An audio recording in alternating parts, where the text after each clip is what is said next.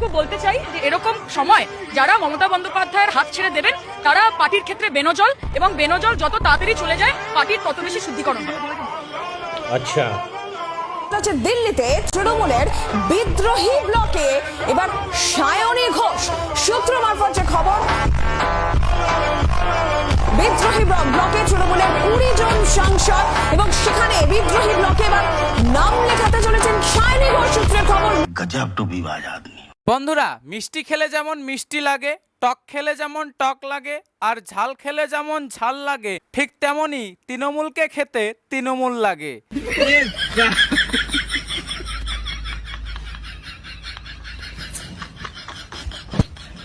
বুঝতে পারলেন না তো? বুঝতে পারবেন, তার জন্য আপনাদের ভিডিওটি শেষ অবধি দেখতে হবে। আর এখানে এইসবের থেকেও বড় কথা হচ্ছে, বাংলার সাধারণ মানুষের হাগুমুতু ছাড়া এই দলটা কি বা বাদ রেখেছে খাওয়ার, আপনারাই বলুন তো।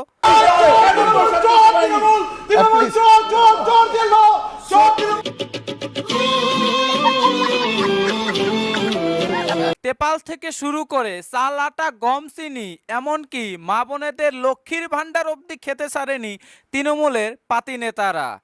2 নম্বর ব্লকে সংখ্যাটা নেহাত কম নয়, 173 জন পুরুষ লক্ষ্মী, একেবারে লক্ষ্মী ছেলে। Thanks, love you.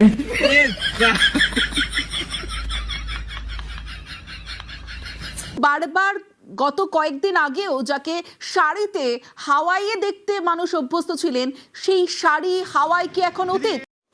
यही नहीं, अभी और सुनिए। কেন এই কথা বলছি? কারণ যে ছবি আপনারা দেখছেন, কলকাতায় ফিরলেন সায়নী, বেসুরো সায়নী, শাড়ি হাওয়াই অতীত এখন? এই প্রশ্ন উঠছে কারণ দিল্লি থেকে কলকাতা ফিরলেন সায়নী ঘোষ, বিমানবন্দরে সাংসদের মুখে মাস্ক। মনে পড়ে আপনাদের সেই ডায়লগটা, কাকার সেই ডায়লগটা, সায়নী লাগাও লাগাও লাগাও বাজার লাগাও।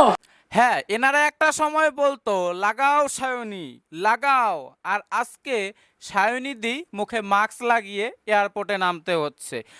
আমরা একটা সময় করোনা ভাইরাসের হাত থেকে বাঁচতে মুখে মাস্ক পরতাম, আর আজকে তৃণমূল দলের সাংসদরাই তৃণমূল দলটার হাত থেকে বাঁচার জন্য, তৃণমূল থেকে পালিয়ে যাওয়ার জন্য মুখে মাস্ক পরে নামতে হচ্ছে এয়ারপোর্টে।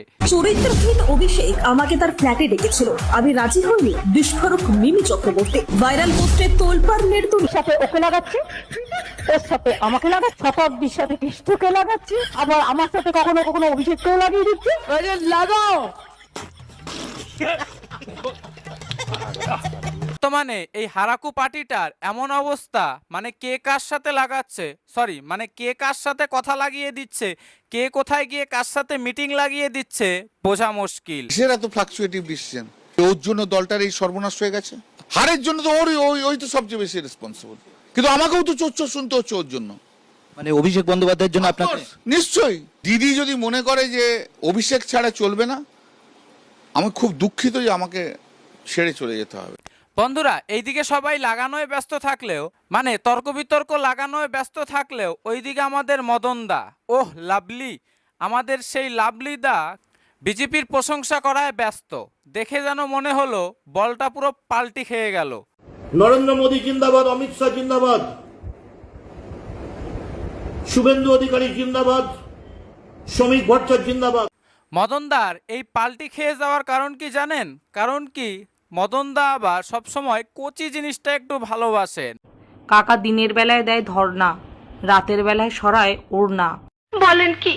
দিনে ধর্না আর রাতে ফেলে ঝর্ণা, আর সিবিআই ডাকলে শরীর ভালো নয়। আসলে কচি জিনিসের স্বাদটাই আলাদা। ওহ লাভলি।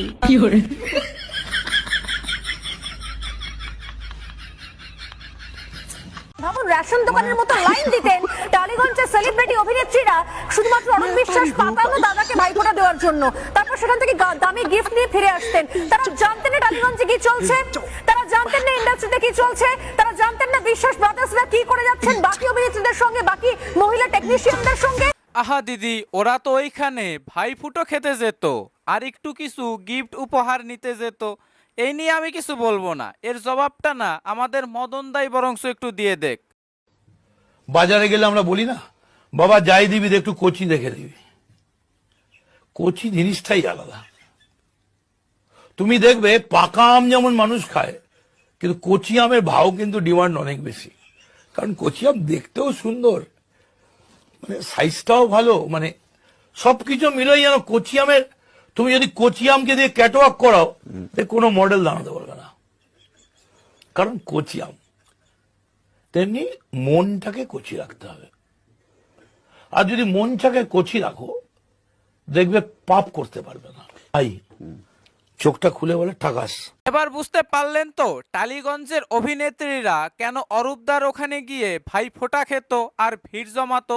কারণ কি অরূপদার মনটাকে কচি রাখার জন্য, যেন অরূপদা কোনো পাপ না করতে পায়। মনটা যদি কচি থাকে তাহলে তো আর ইনি পাপ করতে পারবেন না, শুধু ফোঁটাই খাবেন।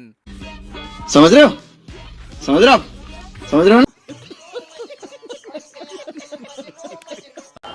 কাজে আমরা নিজেদের কথা নিজে বলি না, আমরা মমতাদির গুণগান গাই। কারণ মমতাদি এই রাজ্যকে নিজের বাড়ির মতো দেখে এবং এই রাজ্যের মানুষকে নিজের পরিবারের লোকজনের মতো দেখে। মমতাদির পাতে যদি একটা রুটি থাকে তার এক টুকরো নিজে খাবেন, বাকিটা আপনাদের মধ্যে দিয়ে দেবেন, সেই হচ্ছে মমতা বন্দ্যোপাধ্যায়। বন্ধুরা, বাংলায় একটা গান আছে না, স্বার্থ ছাড়া বন্ধু বান্ধব কাছে আসে না। আর বর্তমানে তৃণমূলের পরিস্থিতি দেখে এই গানটাকেই আমার এইভাবে গাইতে হবে। স্বার্থ ছাড়া দিদির পাশে সায়নী ঘোষের মতো লোকরাও আসে না, দিদিকে ভালোবাসে না। যে একটা সময় বলতো আমরা তৃণমূলের কথাতে উঠবো বসবো এবং মমতা ব্যানার্জির বানানো রুটি খাবো, সে আজকে তৃণমূলের সব থেকে বড় বিদ্রোহী হয়ে উঠছে।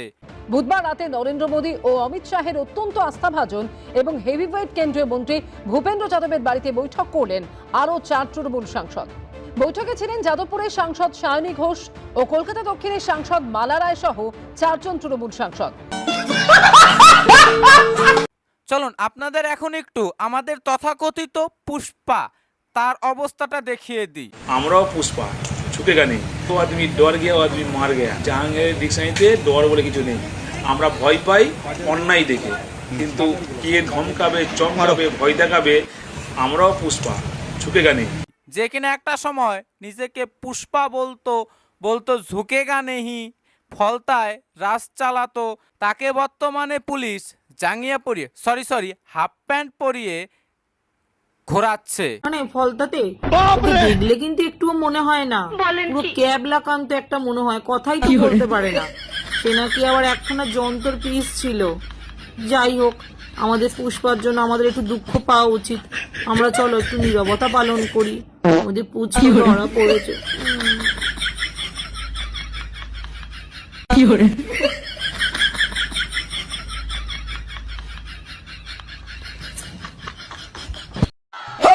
याद रखना, रोशनी चांद से होता है, सितारों से नहीं। मोहब्बत तृणमूल से होता है, जोड़ा फूल से नहीं, जोड़ा फूल से नहीं, जोड़ा। এইবার বুঝতে পেলাম 2026-এ জোড়া ফুল না ফুটে পদ্ম ফুল ফুটে গেল কেন। কারণ কি এখানে দিদি আগে থেকেই ভবিষ্যৎবাণী করে দিয়েছিল, লোকেরা তৃণমূলকে ভালোবাসলেও জোড়া ফুলকে ভালোবাসে না। কারণ কি জোড়া ফুলের সিম্বল নিয়েই যে সকল বিধায়করা, এমএলএরা, প্রধানরা, পঞ্চায়েতরা ক্ষমতায় এসেছে, তারা ক্ষমতায় আসার পর তিরপাল থেকে শুরু করে সাধারণ মানুষের পোশাক আশাক অবধি লুট করতে ছাড়েনি। ধরে ধরে রাখা ত্রাণ সামগ্রী, দায়ী করে রাখা সরকারি ত্রিপল থেকে শাড়ি ও বাচ্চাদের জামা কাপড়, যে সমস্ত জিনিস দুর্যোগে বিধ্বস্ত মানুষের পাওয়ার কথা ছিল তাই মিলেছে প্রাক্তন তৃণমূল বিধায়কের অফিসে। এই ছবি রাজারহাট গোপালপুরের প্রাক্তন তৃণমূল বিধায়ক অদিতি মুন্সির অফিসে। তো যাই হোক দর্শক বন্ধুরা, আজকের এই ভিডিওটা এখানেই শেষ করছি এবং আজকের এই পুরো ভিডিওটি সম্পর্কে আপনাদের নিজস্ব কি মতামত তা অবশ্যই কমেন্ট করে জানাতে ভুলবেন না। ভালো থাকবেন, সুস্থ থাকবেন, দেখা হচ্ছে পরবর্তী ভিডিওতে।